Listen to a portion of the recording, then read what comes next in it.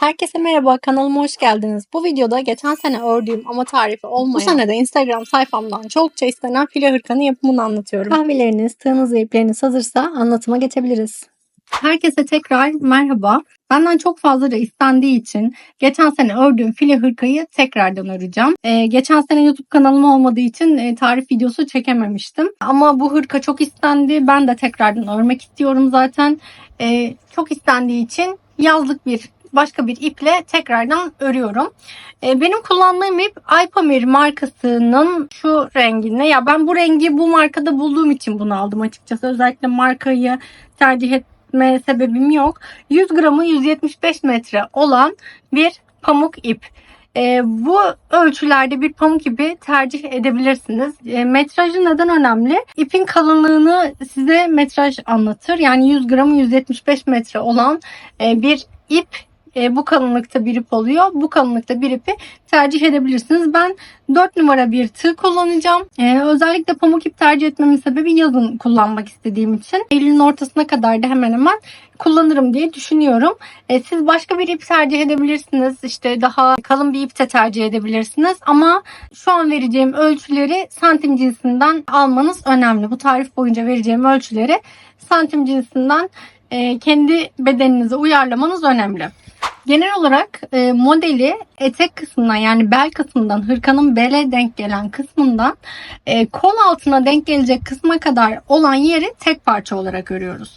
Bu yüzden şu an başlama zincirimiz bizim hem belimiz hem de ön tarafımızı oluşturuyor. Yani bizim şöyle bir hırkamız olacak günün sonunda.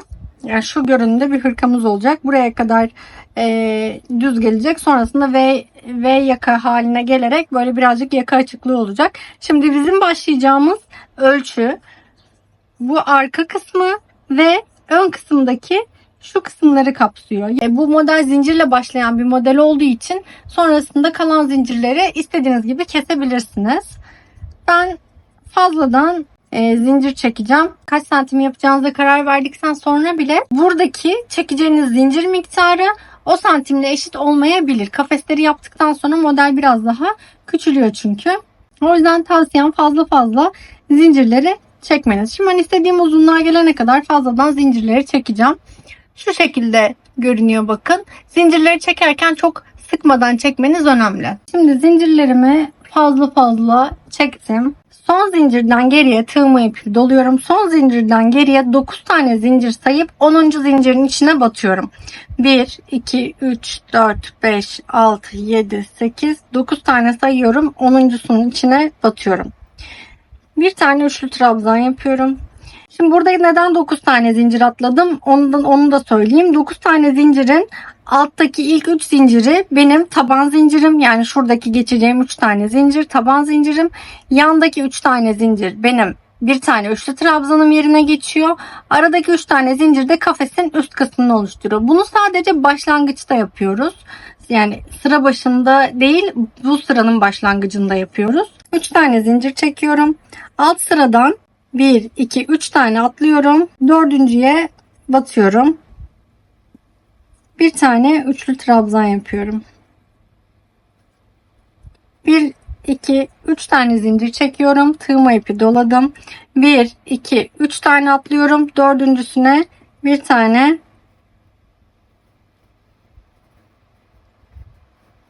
üçlü trabzan yapıyorum. 1, 2, 3 tane zincir çekiyorum. 1, 2, 3 tane atlıyorum. Dördüncüsüne bir tane üçlü trabzan yapıyorum. Bunu bu şekilde sıra sonuna kadar devam ettiriyoruz. Sıranın sonuna yani çok zincir çekmiştik ya, sıranın sonuna karar verirken istediğimiz bel ölçüsü uzunluğuna gelene kadar devam ediyoruz. Buradaki kafesleri ben üçlü trabzanlardan oluşturuyorum bu modelde. İkili trabzanlardan da oluşturabilirsiniz. İkili trabzandan oluşturursanız kutular daha küçük olur. Ve ikili trabzandan oluşturmak isterseniz arada 3 tane değil 2 tane zincir atlamanız gerekiyor. Yukarıda da aralarda 3 tane değil 2'şer tane zincir çekmeniz gerekiyor. Başlangıcı da yine ikili trabzana göre ayarlamanız gerekiyor. Ben üçlü trabzan tercih ediyorum bu modelde. Şimdi istediğim uzunluğa gelene kadar aynı şekilde kafesleri yapmaya devam ediyorum. Şimdi ben istediğim uzunluğa kadar geldim. İstediğim uzunluğa geldikten sonra şu şekilde şu kafesler, şu başlangıçtaki kafesle birlikte toplamda 55 tane kafesim olmuş oldu. Yapmış olduğum bu 55 tane kafesin üzerine bir üst sırada tekrar bir kafes yapacağım. Bir üst sırayı göstereceğim. Ondan sonraki bütün sıralar bu sıranın tamamen aynısı olmuş olacak. Şimdi bir üst sıraya çıkarken 6 tane zincir çekiyorum. Bu 6 tane zincirin sebebi ilk başta olduğu gibi, ya bu sıranın başında şurada yapmış olduğum gibi 6 tane zincirin ilk 3 tanesi benim kenar zincirim. Yani bir üst sıraya yapacağım kafesin kenar sırası. Diğer 3 sırada kafesin üstteki zincirine denk geliyor. Tığma ipi doluyorum. İşimi ters çeviriyorum. Tersten örmeye devam edeceğim şimdi. Tığma ipi doladım. Bir alttaki üçlü trabzanın tepesine batıyorum. Şunu şöyle çekeyim. Üçlü trabzanın tepesine batıyorum. Bir tane üçlü trabzan yapıyorum. Bu şekilde kafesin üzerine kafes olmuş oluyor. 3 tane zincir çekiyorum. Tığma ipi doluyorum. Bir sonraki üçlü trabzanın tepesine batıyorum. Bir tane üçlü trabzan yapıyorum. 3 tane zincir çekiyorum. Tığma ipi doladım. Sırada gelen kafesin üçlü trabzanının tepesine batıyorum. Bir tane üçlü trabzan yapıyorum. 3 tane zincir. Tamamen bu şekilde ilerliyorum sıra sonuna kadar. Şimdi burada önemli olan şey battığımızda buradaki bir tane zincirin şu bir tane ipin üstüne batmamak. Bu tamamen içine doğru batmamız gerekiyor. Yoksa o bir tane tepedeki bir tane ipin üzerine battığımız zaman burada büyük büyük delikler oluşmuş oluyor. Ama bu şekilde yaptığımızda büyük delikler oluşmuş olmuyor. Şimdi sıranın sonuna kadar bu şekilde devam edeceğiz. Sıranın sonuna geldiğimizde yine şu başlangıçtaki yaptığımız 9 tane zincire nasıl bağlanacağız onu göstereceğim. Şimdi sıranın sonuna geldim. Bütün kafeslerin üzerine birer tane kafes yaparak 3 tane zincirimi çektim. Tığıma ipi doladım. Buradan geriye 1, 2, 3 tane zincir sayıyorum. Şu başlangıçta 9 tane zincir yapmıştık ya. Şu an bulunduğum noktadan geriye 1, 2, 3 tane zincir sayıyorum. Dördüncü zincirin içine batıp bir tane ikili, bir tane üçlü trabzan yapıyorum. Bakın sondaki kafesi de bu şekilde yapmış olduk. 6 tane zincirle bir üst sıraya çıkıyorum. 1, 2, 3, 4, 5, 6. Şimdi başlangıçlarda 6 tane zincirle bir üst sıraya çıkıyoruz. Bu önemli bir kısım. Eğer burada daha az zincir yaparsanız burası böyle içeriye doğru küçülerek gider, kenar kısmı. Daha fazla zincir yaparsanız da bu sefer de marullanarak gider. Şu şekilde düzgün ilerlemesinin sebebi başlangıçta çektiğimiz zincir sayısının doğru olması. Bu ilk başta yaptığımız 9 tane zinciri sadece şurada yaptığımız 9 tane zinciri sadece birinci sıranın, yani bu model kurulumuna başlarkenki sıranın başında yapıyoruz. Onun haricinde bütün başlangıçlarda hep 6 tane zincir yapıyoruz. Şimdi buradan sonra belden kol altına kadar gelen kısım hep aynı ilerliyor. Şimdi bunu şöyle katladığımızda, şöyle bir parça var. Şunu şöyle ortadan şöyle katladığımızda bu hırkamızın bir tarafı, bu da hırkamızın diğer tarafı oluyor. Şurası da sırt kısmı oluyor. Şimdi bu hırkayı tamamladığımızda, yani kol altına kadar olan kısmını tamamladığımızda hem arka hem de ön kısımları tek seferde örmüş oluyoruz. Şimdi bunu bu şekilde kol altına gelecek yere kadar öreceğiz. Ben yaklaşık olarak 35 santim kadar yukarıya örmeyi düşünüyorum. Bu sizin hırkanızın istediğin, hangi uzunlukta istiyorsanız hırkanızda o kadar yukarıya örebilirsiniz. Yani buradaki uzunluğu ne kadar fazla tutarsanız hırkanız o kadar uzun olacaktır. Ne kadar kısa tutarsanız da daha çok crop gibi bir hırka olacaktır. Ben yaklaşık olarak belden itibaren 35 santim kadar yukarıya örmeyi planlıyorum. Kol altına gelene kadar aynı şekilde kafeslerin üzerine kafes yaparak ilerleyelim. Kol altına geldiğimizde kaldığımız yerden devam edeceğiz. Şimdi ben modelin kol altına kadar olan kısmını ördüm. Toplamda 17 sıra ördüm. Şöyle hafif bir buhar yapınca da hafiften açılacak. Şimdi bundan sonrası metodu şöyle olacak. Bundan sonrasının metodu. Şimdi Bunu böyle iki taraftan eşit bir şekilde ikiye katlıyorum. Bunu kutucukları sayarak yapmanız gerek. Böyle bu şekilde ikiye katladıktan sonra her iki kol altına denk gelecek kısma da birer tane işaretleyici takıyorum. Şimdi ben 13 tane kutucuk sağ taraftan, 13 tane kutucuk sol taraftan bıraktım. Ortada da 3 tane kutucuk kalmış oldu. Bu ortadaki 3 taneyi bırakıyorum. Bu hırkanın ön açıklığı olmuş olacak. Sizin buradaki beden ölçünüze göre, bu hani ilk başta başladığımız zincir sayısını beden ölçümüze göre bedene dolayarak başlamıştık ya. Sizin buradaki bu arada bırakacağınız veya yanlarda yapacağınız kutu sayısı daha farklı olabilir. Şimdi buradan sonra bir işaretleyici takacağım sağ tarafa ve sol tarafa, kol altına denk gelecek zincirleri. Tam şu kol altına denk gelecek köşeye takıyorum. Diğer tarafı da aynı şekilde taktım. Şimdi artık hani bu kısımları açabiliriz. Şu her iki tarafa taktığım işaretleyicilerden yukarıya doğru örmeye devam edeceğiz. Yani ilk olarak sırtı öreceğiz. Daha sonrasında sırtı örerken yine buradaki kutucukların üzerine şuradan başlayacağım iple. Burada kutucukların üzerine tekrar kutucuklar yaparak şuraya kadar örmeye devam edeceğiz. Yani sırt kısmını yapacağız. Sonrasında şu ön kısmını yapacağız. Şu ön kısmını da yine V yaka olacak şekilde yukarıya doğru V gidecek şekilde ön kısmını yapacağız. Önce sırt kısmını yapalım. Buradan bitirdiğim yerden, bıraktığım yerden yani ipimi kesiyorum. İşaretleyici taktığım yere geldim. Böyle işimi ters çevirdim. Yani bana doğru çevirdim. Öreceğim yere doğru çevirdim. Sadece başlangıç kısmını göstereceğim. Zaten diğer kısımların tamamı burayla aynı. Doğrudan bu işaretleyici taktığımız trabzan var ya, bunun tepesine bir tane üçlü trabzan yaparak başlıyorum. Yine 3 tane zincir çekiyorum. Tığma ipi doladım. Sırada gelen trabzanın tepesine 3 tane bir tane üçlü trabzan yapıyorum. 3 zincir çekiyorum. Sırada gelen trabzanın tepesine bir tane üçlü trabzan yapıyorum.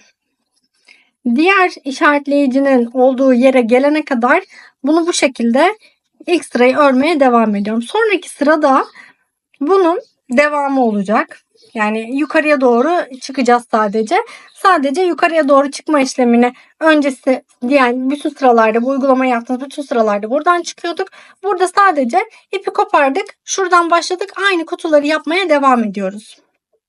Şuraya kadar yapacağım. Buradan yukarıya doğru geri döneceğim. Yukarıya doğru devam edeceğim. Geri dönüşteki zincir sayılarımız falan hepsi aynı. Yani alt sıralarda ne yapıyorsak burada da aynı şeyi yapmaya devam ediyoruz. Farklı hiçbir şey yok. Bunu yaptıktan sonra bunu kaç sıra daha bu şekilde yapacağız. Şimdi etek ucundan yani bel ölçümüzden, belimizin olduğu yer, şurası benim belim, şurası belin olduğu yerden koltuk altıma gelmesini istediğim yere kadar örmüştüm. Siz bunu daha uzun isterseniz daha uzun bir hırka da yapabilirsiniz. Aynı şekilde kol altından omuz kısmıma gelmesi gereken mesafeye göre de yine ben kendim ayarlayacağım. Yaklaşık olarak 20-22 santim kadar yaparım diye tahmin ediyorum. Aynı zamanda burada ördüğünüz mesafe sizin kolunuzun en genişliği olmuş olacak. Yani ne kadarlık bir kol, eğer kolu dar bir kol istiyorsanız bu mesafeyi daha kısa tutmanız lazım. Eğer kolu geniş bir kol istiyorsanız bu mesafeyi daha uzun tutmanız lazım. Yani ben burada 20 santim, 20-22 santim kadar yapacağım. Yine kaç sıra yaptığımı söylerim. Bu alt sırası 17 sıraydı. Üst sırayı da kaç sıra kutu yaptığımı yine söylerim. Şimdi kol altından omuza kadar olan kısma da bir 10 sıra daha ördüm. Bu 10 sıranın kaç santime denk geldiğini de söyleyeyim. Toplamda 19 santim kadar bir kol genişliği olmuş oldu. Şimdi burası kol genişliğimiz. Şöyle iki taraftan ördüm. Zaten işaretleyicileri takmıştık. İşaretleyicilerin olduğu yerden ördüm. Şöyle ikiye katladığımızda, bakın şöyle görünüyor. Böyle ikiye katladığımızda bizim modelimizin ön tarafının kola kadar olan kısmı ve sırt tarafının tamamı oluşmuş oldu şu anda. Şimdi ön parçanın omuz kısmının kalınlığını öreceğiz. Yani ön parçanın kol altına denk gelen kısımla omuz kısmına kadar olan yeri öreceğiz birlikte. Burası V şeklinde ilerleyecek. Şimdiye kadar hemen hemen yarısı bitmiş durumda modelin ve bir yumak ve şu kadar daha yumak kullandım. Şimdi ön tarafının şu V kısmını nasıl vereceğiz, nasıl yapacağız onu göstereceğim. Şimdi yine böyle kafesler örmeye devam edeceğiz. Bu sefer şu sağ taraftan bir tarafını, bir yüzünü göstereceğim. Zaten diğer yüzü diğerinin aynısı olacak. Şimdi şuraya bir işaretleyici takmıştık. Yine aynı işaretleyici noktasından başlayarak buraya doğru kafesleri örmeye devam edeceğim. Sonrasında burada yavaş yavaş azaltmaları yapacağız. Şimdi başlayalım. Tığma ipi doluyorum. Yine bu işaretleyicinin olduğu noktaya batıyorum. Bir tane üçlü trabzan yapıyorum. 3 tane zincir. Kafeslerin üzerine tekrar sona gelene kadar kafesler yapacağım. Kol altı bakın şu şekilde görünüyor olacak. Burası şu kol altına denk gelen kısmımız. Şu kol altı olan kısmı, şu işaretleyici olan kısım, kol altına denk gelen kısım böyle oluşuyor. Buradan böyle yukarıya doğru kafeslerin üzerine kafesler yapacağız ve burada bir kol oyuntusu oluşmuş olacak. Şimdi sıranın sonuna kadar kafes üstüne kafes yaparak devam edelim. Şimdi son kafese kadar geldim. Buradan itibaren bakın en sonuncu kafese kadar geldim. Şimdi en sonuncu kafesi örerken arada 3 tane zincir çekmeden tığma ipi doluyorum. Normalde batacağım. 3 tane zincir çekip buraya batmam gerekiyordu ya, ilk baştaki 3 tane zincirin tepesine batmam gerekiyordu ya. Şu an artık 3 tane zincir çekmiyorum. Bir tane tığma ipi doluyorum. Tepesine batıyorum. Bir tane üçlü trabzan yapıyorum. Önemli olan burada şu içeriye doğru verevi sağlayabilmek. Burası gitgide böyle içeriye doğru bir verev oluşturacak. Şimdi sıranın sonunda şu üçgeni oluşturdum. Yani bu üçgeni nasıl oluşturdum? Son kareye geçtiğimde, yani son kafese geçtiğimde arada 3 tane çekmem gereken zinciri çekmeyip direkt birinci trabzanın tepesine bağlandım. 4 tane zincir çekiyorum. Ters çeviriyorum işimi. Yine normalde başlangıçta 7 tane zincir çekerek başlıyorduk ya. 4 tane zincir çekiyorum. Tığma ipi doluyorum. Sıradaki ilk trabzanın, yani şu kafesin ilk trabzanının şuraya değil de şuraya batıyorum. Şimdi burada bir üçgen daha oluşturdum ve devam ediyorum sıra sonuna kadar. Şu an bu şekilde görünüyor benim hırkamın ön kısmının kenarı. Yani burada böyle yavaş yavaş V olan bir forma ulaşmış oluyor. Sıranın sonuna kadar, yani şuradaki şu başlangıç kısmına kadar, kol altına denk gelen kısma kadar devam edelim. Sıranın sonuna geldim tekrar. Sıranın sonuna geldiğimde 7 tane zincir çekip tekrar dönüş yoluna geçiyorum. Dönüş yolu şu üçgenli kısma, yani V olan yakanın olduğu yere ulaşıyorum. Şimdi burada da sıranın sonuna kadar geldik. Yine bir tane kafes kaldı. Bir alt sırada yaptığımız gibi burada bir tane kafes kaldığında hiç aradaki 3 tane zinciri örmemiştik ya. Tığma ipi doluyorum. Hiç arada zincir çekmeden ilk trabzanın tepesine batıyorum. Şimdi burasını böyle şöyle üçgenler halinde oluşturup, yani şöyle bir şekilde V oluşturup devam ediyoruz. Şimdi bu ön kısmı örmede 2 tane püf noktası var. Şimdi bir tanesi buradaki çekeceğiniz, daha doğrusu çekmeyeceğiniz zincir sayısı. Burada dönüşlerde arada 3 tane zincir çekmeden V oluşturmayı sağlıyoruz. Yani yakayı V yaka oluşturmasını sağlıyoruz zincir çekmeden. Arada bir zincir çekerseniz burası yine artarak devam eder ve istediğiniz o görüntüye ulaşmaz. Ya da bir sırada çekip bir sırada çekmezseniz yine bir potluk oluşturur. Ve burada diğer püf noktası da şu ön kısmı örerken bu taraf bir taraf, yani bu sağ ya da sol ördüğünüze göre değişir. Bir taraf kol altına gelen kısım, bir taraf yakaya denk gelen kısım. Kesmeleri sadece yakaya denk gelen kısımdan yapmanız gerekiyor. O yüzden isterseniz hani karıştırırım derseniz, şimdi kol altına denk gelen kısımda zaten bir tane işaretleyici var ve bu işaretleyici burada kesme yapmadan dümdüz devam etmemiz gerektiğini söylüyor bize. Eğer hani karıştırırım derseniz buraya da bir işaretleyici koyun, çünkü kesmeyi buradan yaparsanız model tamamen bozulur. Şimdi burada hiç zincir çekmeden bir tane trabzan yaptık. 4 tane zincir çekerek bir üst sıraya çıkıyoruz. İşimizi ters çeviriyoruz. 7 tane değil 4 tane zincir çekiyoruz. Burası da önemli. Burası da ön tarafta bu V yakayı örerken bir püf noktası. Tığma ipi doluyorum. Buraya değil şuraya batıyorum. Şuranın tepesine batıyorum. 1, 2, 3. 3 tane zincir çekiyorum. Devam ediyorum. Sıranın sonuna, yani kol kısmına denk gelen yere kadar kafeslerimi örmeye. Şu şekilde görünüyor ön tarafım. görünümü bu şekilde oluyor. Böyle gitgide yukarıya doğru daralan bir V haline gelen bir yaka olmuş oluyor. Sonrasında bu yakanın kenarlarına sık iğne geçeceğiz. O yüzden bu kenarlara sık iğne geçtikten sonra ya da tekli trabzan durumuna göre bakacağız. Bu kısımlar daha düzgün görünüyor olacak zaten. Şimdi şuraya kadar tekrar örmeye devam ediyorum. Şimdi tekrardan sona gittim. Sondan da tekrar başa geldim. Yani yakanın olduğu kısma geldim. Şimdi burada arka sıra ve sırt kısmını yaparken toplamda 10 sıra örmüştüm. Burada da toplamda 10 sıra öreceğim. Şimdi ilk 5 sırasını bu şekilde böyle azaltmaları yaparak örüyorum. Şimdi son kafesin yine arada zincir çekmeden trabzanını yapalım. 2, 3. Şimdi ben geri kalan 5 sırayı V olarak örmüyorum. Yani burada artık eksiltmelerimi yaptım. Buradan sonra artık şu geri kalan 5 sırayı şuradakileri aynı şekilde yukarıya devam ederek, yani kafeslerin üzerine kafes devam ederek örüyorum. Azaltma yapmıyorum. Azaltmayı sadece bu kol altına geçtiğim ilk 5 sırada yapıyorum. 5 sıradan sonra düz örmeye devam ediyorum. Şimdi buradan sonra bir 5 sıra daha düz bir şekilde örmeye devam edeceğiz. Hiçbir şekilde azaltma, arttırma yapmadan. Yakamız şu şekilde buradan düz geliyor. Buradan V devam ediyor. Buradan da düz devam ediyor şeklinde devam edecek. Şimdi ön tarafın 10 sırası tamamlanmış oldu. Şu şekilde V olarak tamamlandı. Şöyle geliyor ön taraf. Şöyle şurada bir V var. Şöyle tamamlanmış oldu. Şimdi burayı yaparken siz buradaki V kısmını biraz daha açık da yapabilirsiniz kendinize göre. Benim için bu açıklık yeterli bir açıklık oldu ön taraf için. Eğer siz daha açık bir yaka isterseniz böyle şu tarafa doğru da V'leri devam ettirerek, sonuna kadar da V'leri devam ettirerek bu şekilde ilerletebilirsiniz. Şimdi burada bir dediğim gibi sonrasında bir sık iğne ya da tekli trabzan geçeceğiz kenarına zaten. Şimdi diğer tarafı da aynı şekilde örüp onu da şuradan başlayacağız. Bu işaretleyici taktığımız yer yine kol kısmı olacak. Burada arttırma yapmayacağız, azaltma yapmayacağız.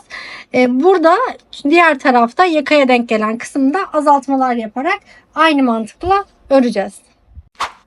Şimdi örmüş olduğumuz ön tarafın parçasını şu şekilde yaka kısmına diktim. Yani arka kısmına doğru diktim. Şu kenarlardan başlayarak dikişlerini yapmış oldum. Şu şekilde her iki tarafı da. Şu an bu şekilde bir yeleğimiz var aslında kolsuz olduğu için. Şimdi birlikte kolunu yapacağız. Ben diğer tarafın kolunu tamamladım. Şöyle kol kısmını tamamladım. Bu kısmın kolunu da, bir tane kolunu da birlikte yapacağız. Şimdi elimizde şöyle bir parça olmuş oldu. Şöyle bir kol boşluğu olmuş oldu. Biz bu kol boşluğunu şu köşeden başlayarak, yani tam kolun altına denk gelen yerden başlayarak öreceğiz yukarıya doğru. Tığıma ipi doluyorum ve bir tane üzerine aldım. İkili trabzan, üçlü trabzana başlayacakmış gibi. Tığıma ipi doladım. Yine şu işaretleyici olduğu yerden, yani şu köşe noktasından başlıyorum. Tam kol altına gelen yerden bir tane üçlü trabzan yapıyorum. 3 tane zincir çekiyorum. Tığıma ipi doluyorum. Sırada gelen kafesin üzerine bir tane üçlü trabzan yapıyorum.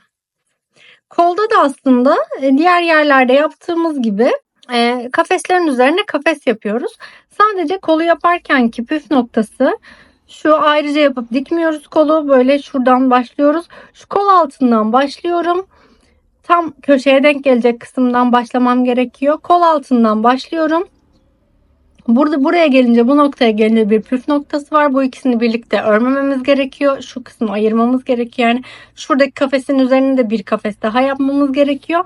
Bir de şu kısımda, yani şu kolun birleşme kısmında, omzun birleşme kısmında da bir püf noktası var.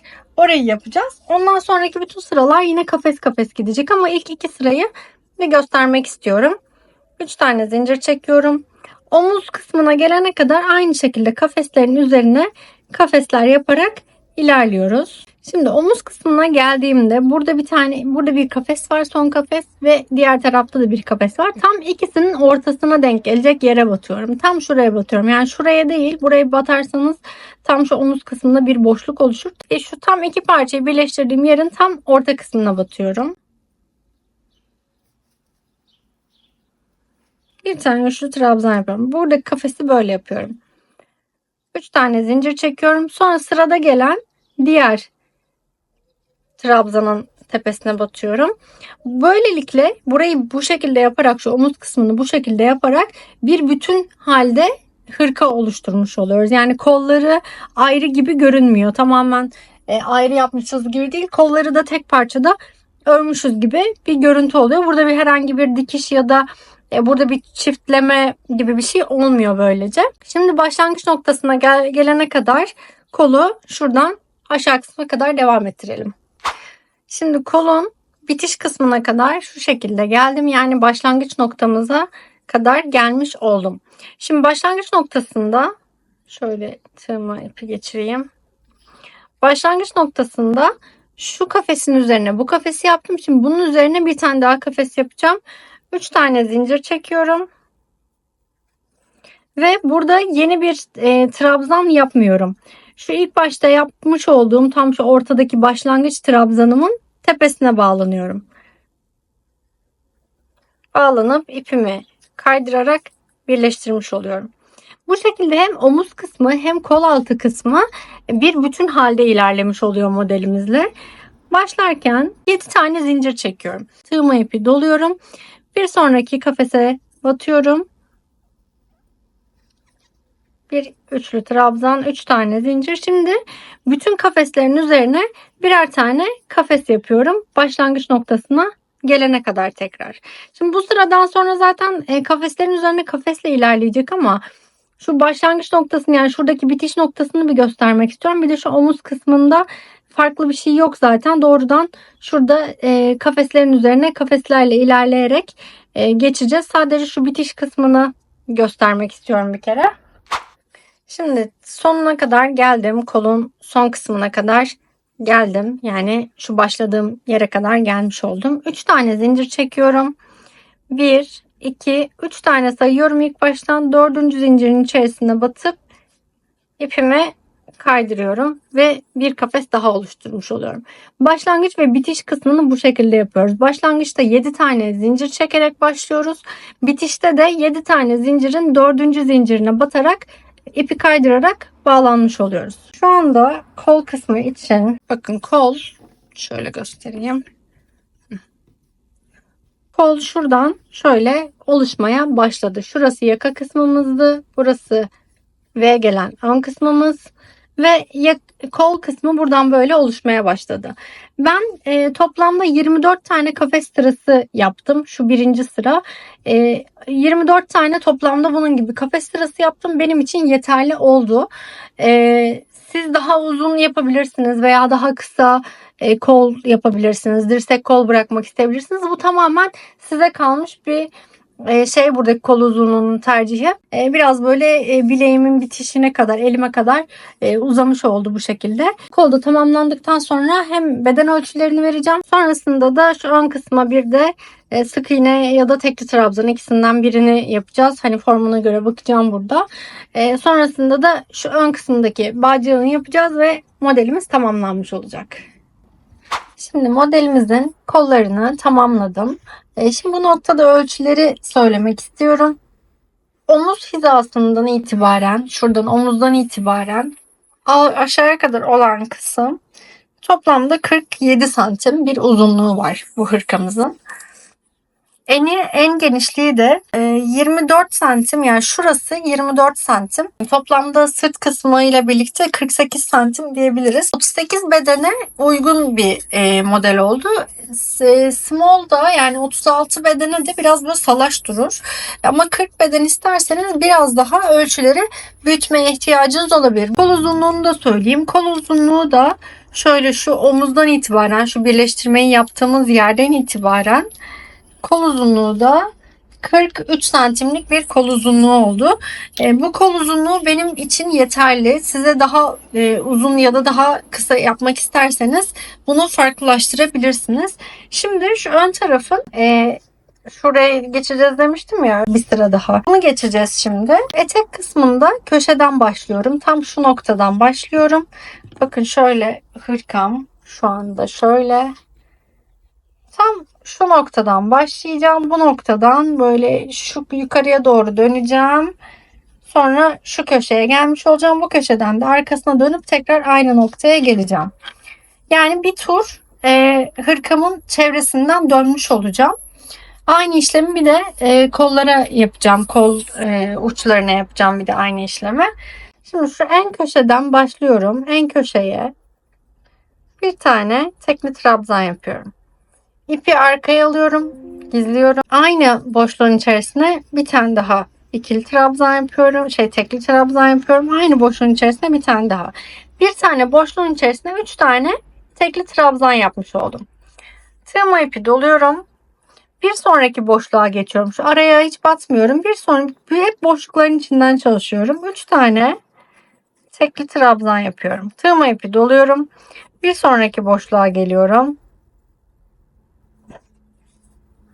3 tane tekli trabzan. Tığıma ipi doladım.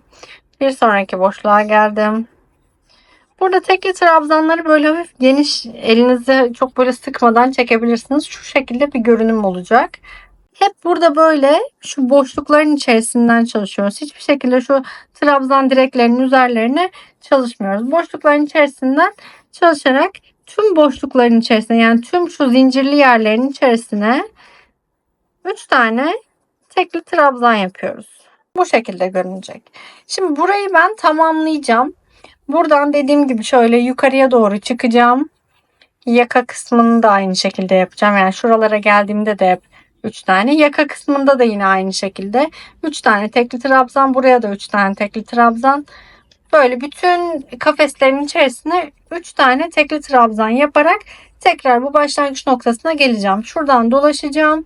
Yakayı geçeceğim. Diğer ön tarafa geleceğim. Yani şuraya geleceğim. Ve buradan itibaren de modelin arka kısmına, sırt kısmına dönmüş olacağım ve tekrar bu noktada bitireceğim. Şimdi modelin diğer alt tarafına geldiğimde, yani şu alt köşe kısmına geldiğimde 3 tane yapmıştım ya, burada 6 tane yapıyorum. Yani bir 3 tanesi burası için, şu yüz için, 3 tanesi de alt taraf için. Bu köşede 6 tane yapıyorum. Sonrasında tekrar şimdi arka kısımdayım. Arka kısma doğru tekrar her bir boşluğun içerisine 3 tane tekli trabzan yapmaya devam ediyorum. Ve bitişi yaparken de başta 3 tane zincir çekerek başlamıştım. 3 tane daha zincir çekerek baştaki birinci tekli trabzana kaydırma tekniğiyle bağlanıp bitiriyorum.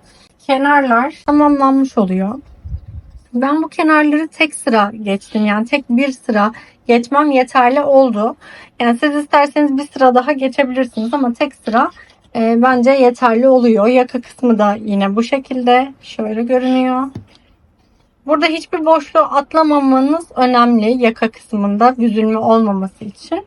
Şimdi aynı işlemi şu kol uçlarına da yapacağım. Şu kollarda da her bir kafesin içine 3 tane tekli trabzan yapacağım. Şuraya yapacağımız bağcığı bir göstereyim istiyorum. Yani açıkçası burada çok böyle farklı bir şey yok ama yine de hani göstermeden geçmek istemedim. Şimdi burayı yaparken tığıma ipi doladım. Şimdi burada ben direkt şu V olan kısımdan itibaren bu bağcığı yapacağım. Tam şu kıvrım noktasından bağlanacağım. Burada siz göz kararı kendinize göre ayarlayabilirsiniz. Tığımı bağladım. Kaydırma tekniğiyle sıktım. Burada 50 tane zincir çekiyorum. Şöyle 50 tane zincir çektim. Tığ numaramı değiştiriyorum. 3,5 numara bir tığa geçiyorum. Tığıma ipi doluyorum. Her bir zincirin tepesine şu şekilde bir tane tekli trabzan. Burada tığ numaramı küçültmemin sebebi, şunu yaparken burada böyle delikler oluşmaması. Yani daha böyle kordon gibi, ip gibi görünüyor olması. Dilerseniz bunu örmeden de yapabilirsiniz. Yani buraya bir kurdele bağlayabilirsiniz. Yine şu başlangıç noktasına, şuradaki başlangıç noktasından başlamıştım ya. Buraya iple bağlanmazsınız da bir kurdeleyle bağlanırsınız. Veya işte farklı süet bir iple de yapabilirsiniz. Ben kendi ipinden olmasını tercih ediyorum. Eğer dediğim gibi başka bir iple de yapmak isterseniz yapabilirsiniz. Bu arada bu bağcıyı yapmaya da bilirsiniz. Ben diğer modelle birebir aynı olmasını istediğim için yapıyorum.